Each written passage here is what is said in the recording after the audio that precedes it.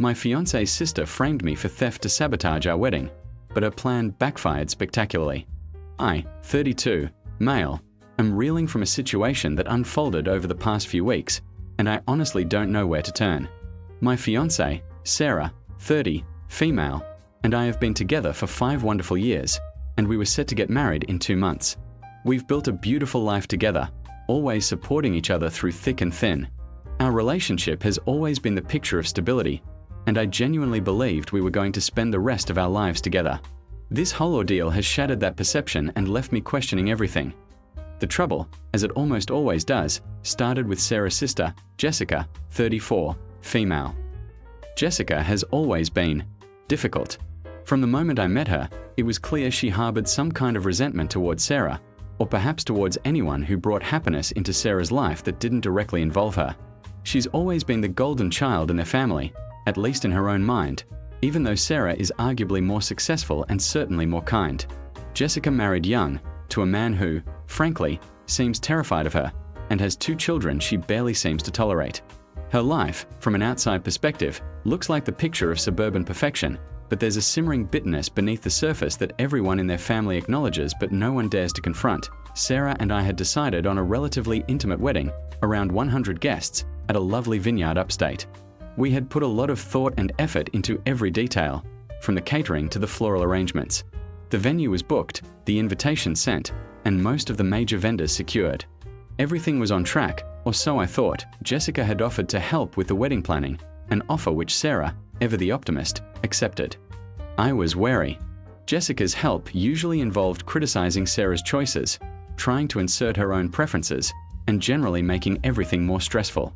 My fears were quickly realized. She would nitpick the color scheme, suggest improvements to the menu that were clearly just her trying to get her favorite dishes included, and even tried to convince Sarah to change her wedding dress. Sarah, bless her heart, tried to navigate it gracefully, but I could see the toll it was taking on her. I gently suggested to Sarah that perhaps Jessica's help was doing more harm than good, but Sarah, wanting to keep the peace, insisted she could handle it. About 3 weeks ago, things took a darker turn. Sarah's mother, Evelyn, 60, female, owns a small, antique jewelry box that has been passed down through their family for generations. It's not incredibly valuable in monetary terms, but it holds immense sentimental value, containing old photographs, dried flowers from Sarah's grandmother's wedding bouquet, and a tiny, tarnished silver locket that belonged to her great-grandmother. Evelyn had brought it to Sarah's apartment, asking her to hold onto it for a few weeks while her own house was undergoing some minor renovations. Sarah, of course, agreed. The jewelry box sat on Sarah's dresser for a week. I saw it there every day. Then, one Tuesday morning, Sarah called me in a panic. The jewelry box was gone. Vanished. We tore the apartment apart, checking every drawer, every shelf, every corner. Nothing. It was simply not there. Sarah was distraught. She was crying, convinced she had somehow misplaced it or that a burglar had targeted our apartment. I tried to calm her down, suggesting we retrace her steps, but my gut was already churning with an uncomfortable suspicion. I knew Sarah. She was meticulous, especially with things of sentimental value. This wasn't like her. A few hours later, Evelyn called. She had just spoken to Jessica, who had apparently called Evelyn to gently inquire about the jewelry box. Jessica had asked Evelyn if she was sure she had given it to Sarah, suggesting that perhaps Sarah was forgetful. This immediately raised red flags for me. Why would Jessica randomly call about the jewelry box, specifically questioning Sarah's memory, when she knew Evelyn had given it to Sarah? The next day, Evelyn and Jessica came over to Sarah's apartment, ostensibly to help us search. The atmosphere was incredibly tense. Evelyn was clearly upset, trying to maintain composure but occasionally letting out worried sighs. Jessica, on the other hand, was acting strange. She was overly solicitous, constantly asking Sarah if she was feeling okay and making comments like, "It's understandable to be a bit distracted with the wedding coming up, sweetie." Each comment felt like a veiled accusation. Yes, we were searching through a guest bedroom closet that we rarely used. Jessica suddenly gasped. "Oh my goodness," she exclaimed, her voice dripping with feigned shock. She pulled out a small, velvet pouch from the back of the closet, tucked behind some old blankets. Inside the pouch was the antique jewelry box. Sarah let out a cry of relief, rushing to embrace her mother. Evelyn was visibly relieved, thanking Jessica profusely. But my blood ran cold. The way Jessica found it, her dramatic gasp, the way she had immediately known where to look, it all felt staged. And the pouch, it was a small, dark red velvet pouch, not something Sarah owned or would ever use to store something so important. That evening, after Evelyn and Jessica had left, I confronted Sarah. "Sarah," I said gently, "something about this doesn't feel right." Jessica acted like she knew exactly where that box was. "And that pouch, it's not yours, is it?" Sarah, still reeling from the day's events, was hesitant. I don't know, my name."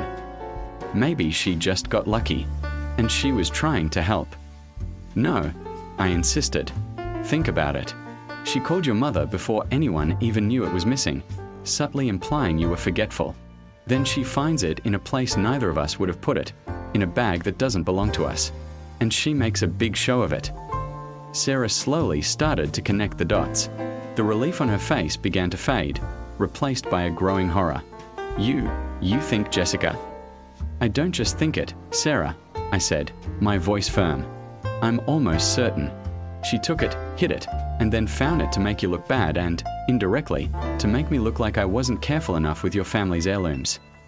The implications were devastating. Why would Jessica do something like that?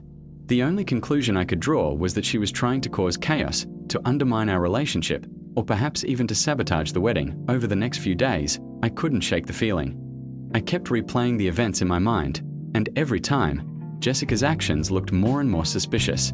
I started doing some research online, looking into hidden cameras, motion detectors, anything that could help me confirm my suspicions without directly accusing Jessica without proof, which I knew would cause an irreparable rift in the family. That I decided to take a drastic step. I bought a small, discreet security camera that connected to my phone and installed it in Sarah's living room, pointing towards the entrance and the general area where family members usually Saturday. I didn't tell Sarah immediately. I knew she would be upset by the invasion of privacy, but I felt I had no other choice. I needed proof. I didn't care if it was a breach of privacy. I needed to protect Sarah and our future.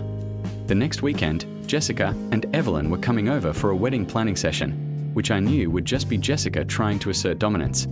I made sure the camera was activated and recording. The session was as awful as I expected.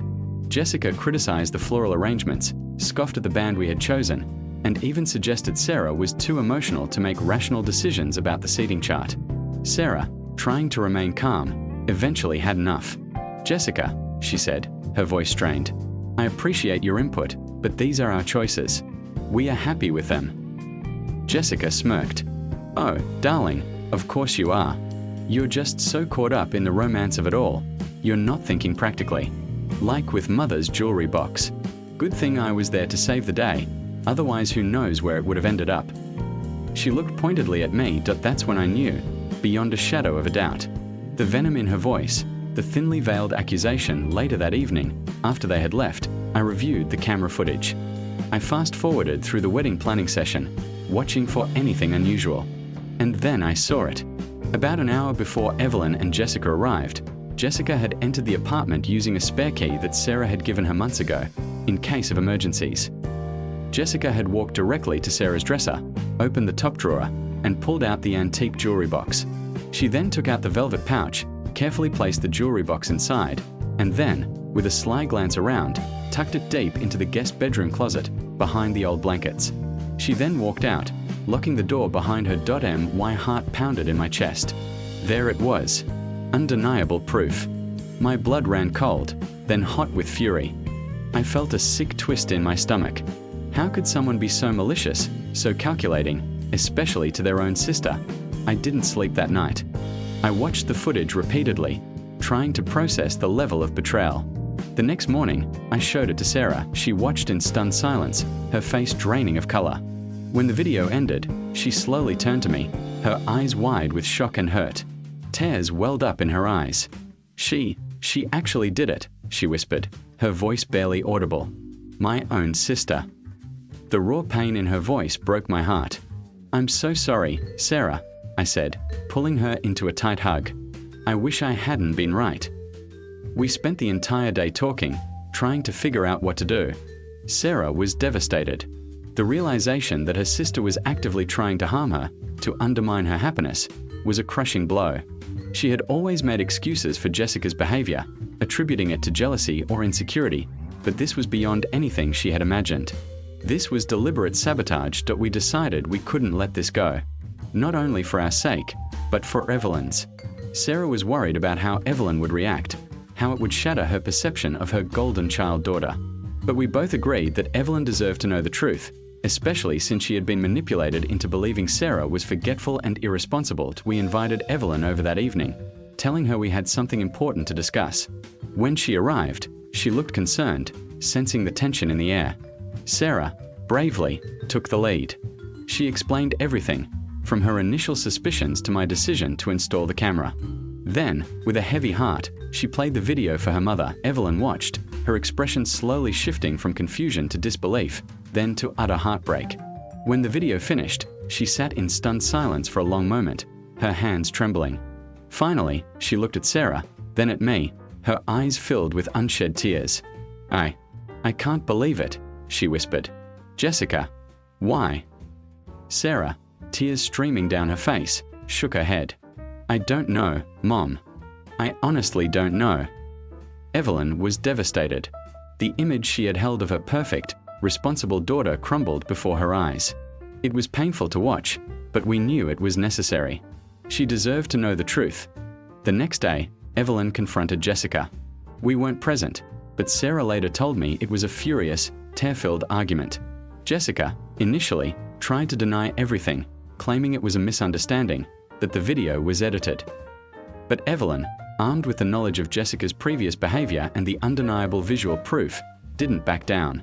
Jessica eventually broke down, admitting to hiding the jewelry box, but she still tried to justify it, saying she was just trying to teach Sarah a lesson about being more responsible. Evelyn was beyond furious. She told Jessica that her actions were despicable, manipulative, and a gross betrayal of trust. The fallout was immediate and severe. Evelyn, usually a peacemaker, told Jessica that she was deeply disappointed and that she needed to seriously reflect on her behavior. She also informed Jessica that she was no longer welcome to help with the wedding and that she expected a sincere apology to both Sarah and me. Jessica, predictably, refused to apologize. Instead, she launched into a tirade, blaming Sarah for being too sensitive and me for interfering. She accused me of being manipulative and trying to turn her family against her. She even tried to turn it around on Evelyn, accusing her of favoritism. The whole thing escalated into a huge family drama, with accusations and hurt feelings flying everywhere. Sarah, who had always tried to mend fences with Jessica, finally reached a breaking point. She told Jessica that she was done. Done with the drama, done with the manipulation, and done with her constant attempts to sabotage her happiness. She told Jessica that until she genuinely acknowledged her actions and offered a sincere apology, she was no longer welcome at the wedding or in her life. This shocked everyone, even me. Sarah, usually so conciliatory, had drawn a firm line in the sand. Jessica, realizing she had truly gone too far, tried to backtrack, but it was too late. Sarah's resolve was unwavering. The news spread through the family like wildfire. Relatives took sides, some supporting Sarah, others, out of habit or fear of Jessica, trying to downplay Jessica's actions. Evelyn, to her credit, stood firmly by Sarah. She was heartbroken by the rift, but she understood and supported Sarah's decision. The wedding planning continued, but with a cloud hanging over it. Sarah was still heartbroken by her sister's betrayal, but she was also incredibly strong. She removed Jessica from all wedding-related groups and tasks. It was a difficult decision, but a necessary one. Then, about a week ago, something else happened. Jessica's husband, Mark, 35, male, contacted me. He's always been quiet, seemingly intimidated by Jessica. He asked to meet me for coffee, saying he had something important to tell me. I was apprehensive but agreed. When we met, Mark looked haggard, his eyes tired and red. He seemed nervous, constantly glancing over his shoulder. He started by apologizing for Jessica's behavior, saying he was ashamed.